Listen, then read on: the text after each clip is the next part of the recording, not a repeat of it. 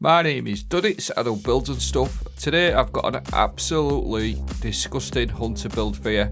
Going to be putting out a crap ton of damage and we're going to have loads and loads of survivability. Jolting everything, bolt charges infinitely, and I mean infinitely. We've also got exhaustion going on, severing for 52% damage reduction, and plus other things going on. Like I said, bolt charges, jolting, loads of damage. We're featuring Queen Breaker and Legend of Acreus, so stay with me, I'll break it all down. So we're on an Arc Hunter and we're running the Gifted Conviction Exotic. This thing is absolutely fantastic this season. Activated Ascension or Tempest Strike throws bouncing explosives at nearby targets that jolt and damage them.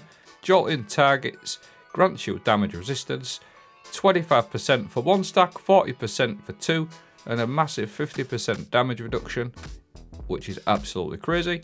Plus, it grants you Amplify when you run it with Ascension. Now, Amplified is really good this season. It got changed. It makes targets that shoot you less accurate, a bit like the Manticore. Plus, it gives you loads and loads of other benefits, which we'll go into. We're also running Tempest Strike. Tempest Strike's already pretty good this season. While sliding, activate your charge melee ability to unleash a devastating uppercut. This jolts targets and it also gives you stacks of bolt charge, Gifted Conviction, buffs Tempest Strike, and of course the Ascension. It lets little jolt things fly out like so, little jolting projectiles, and the more enemies are hit, the more resist you get, and that's how you get the 50%, or I think it's 25% for 1 stack, 40% for 2 stack, and 50% for 3 stack. You'll see it there, that resists as long as you hit some targets with them jolting projectiles. Obviously it always jolts as well, which is an added bonus for arc and amplified builds and bolt charge builds. But basically, use your Ascension, jolt things, use your Tempest Strike, jolt things, which is giving you Amplified, which is already pretty good this season as we've covered.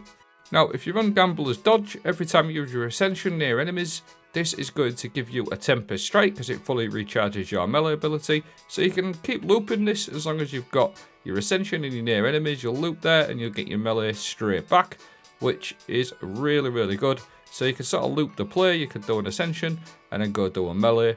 Really cool. Now I wanted to build into bolt charge, so rolling storm weapons, somewhat like the Psycho Pomp, is really good. The enhanced version is particularly good, but you've got other weapons, there's loads of different weapons with rolling storm. You've got unworthy, things like that.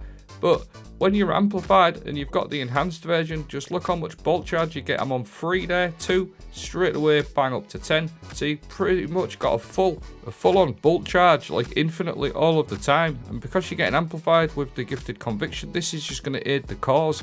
The bolt charge on this build is absolutely crazy. So just to clarify, Rolling Storm or an enhanced Rolling Storm weapon, plus your amplified, you're just going to have literal infinite amounts of bolt charge. It is so good, which is obviously going to benefit your Ascension and your Tempest Strike. Now I want to focus on the survivability of this build, which we'll go into, but you've got so much survivability. Watch this, you cannot do this with most builds. You can't sponge that much damage. This is a mixture of being amplified, having a Gifted Conviction, and some exhaustion and severing artifact perks, which we'll go into now. So firstly, overclock and load. While you're amplified and have bolt charge, your arc weapons gain increased handling and reload speed, so that one's pretty much active all of the time. This one is really strong. Dielectric, defeating arc debuff targets, grants you bolt charge. Rapidly defeating arc debuff targets spawns an overpower and heals you, so you're going to get heals every time you kill a debuffed arc target. Now these two are also really good disruptor spike because we're jolting. Jolting is obviously causing exhaustion. So exhausted targets deal reduced damage. It's 52% damage reduction with the seasonal artifact perk, and then photonic flare.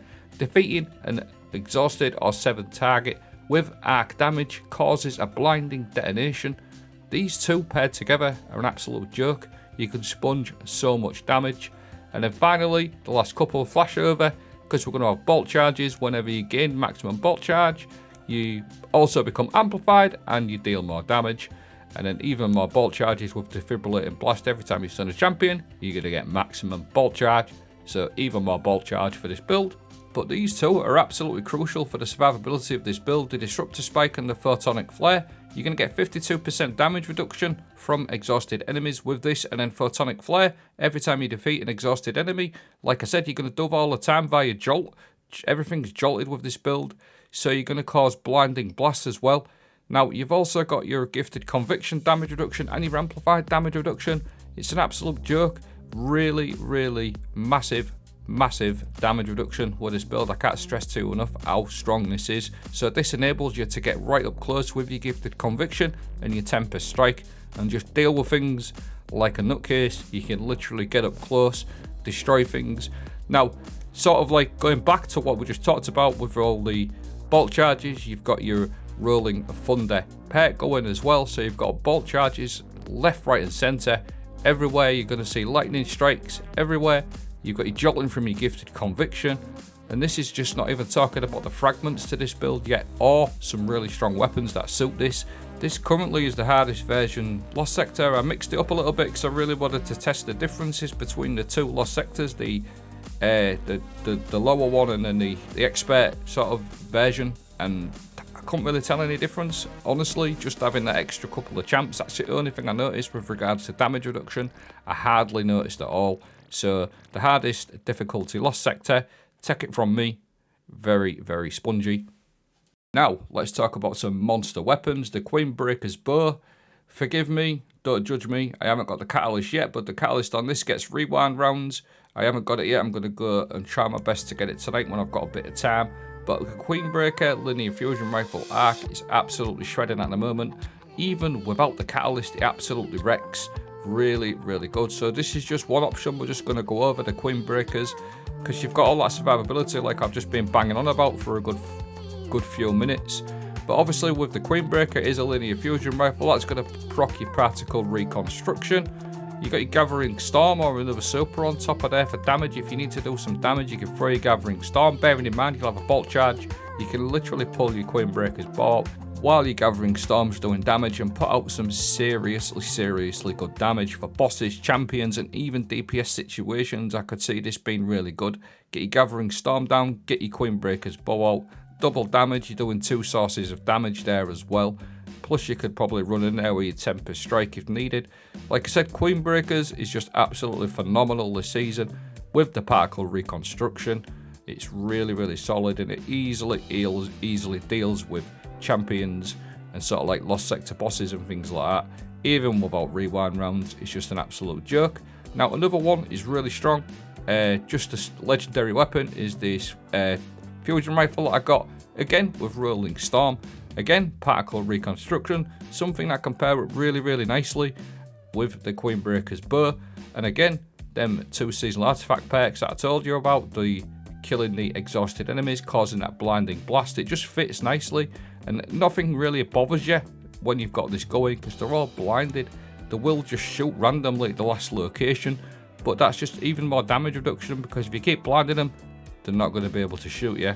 And that linear that fusion rifle we just talked about is really, really good. I got it from an open world drop. Rolling Storm is a really, really good perk for arc builds. Well, for any build, but specifically arc when you're amplified, especially that enhanced version. It gives you so many bolt charges. And then bolt charges obviously do even more damage than what's needed, to be honest, sometimes. But why not take advantage of them bolt charges? And again, that Queenbreaker's Bow absolutely shreds. Now, another weapon that is really, really good with this particular build, because you can get up close, is the Legend of Acreus. This thing hits like an absolute steam train. We've got the Trench Barrel perk on there, which works absolutely perfectly with your Tempest Strike, because your Tempest Strike will activate your Trench Barrel. And then look at that, couple of shots and that gets rid of a champion. Absolutely disgusting. And again, that enables you to get right up close with this build because of all the damage reduction that you've seen. Get your Legend of Acreus out, you can go absolutely crazy. Sponge an absolute crap ton of damage. You've got jolting left, right and centre. And again, this build, just to sort of keep banging on about it, does enable you to get right up close with your blinding and all the exhaustion and all the damage reduction going. So you can literally just get right on top of things, live life on the edge and do a bit of serious damage with that Acreus or the Queenbreakers, whichever one you want. So that gives you an option whether you want to play up close or play at distance. And then one last little clip of that damage reduction here. Look at the state of that. Really, really strong damage reduction. Now what I'm going to do is complete the build with the fragments. We haven't even talked about the fragments yet. So spark of resistance, even more damage reduction. This is how good this build is. You get all that, and we won't even talking about the fragments yet. And then spark of frequency.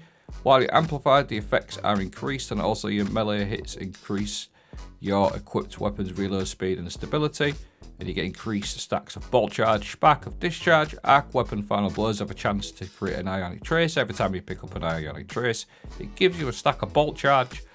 And then spark of shock, your arc grenades jolt targets. You may as well run that. With regarding your grenades, you can run any grenade you wish. I was running flashbang just for the extra unstoppable capabilities. And then spark of momentum. This one's a free fragment. I like this one to slide over ammo to reload my weapons, and it also gives me more bolt charge. There's my mods. I don't really talk about my mods too much. I just leave a screenshot because there's multiple different ways you can build into this. You can run Sages if you wish, or you can run grenade recharge things, or health regen, which isn't needed. So I'll leave that. I'll also going to leave a dim link in the video description, and I will also be leaving my Mobilytics link as well if you wanted to see a different version of the build, like a different way of explaining it. But that's it. Thanks for watching. I hope you think it's good. Have a great day.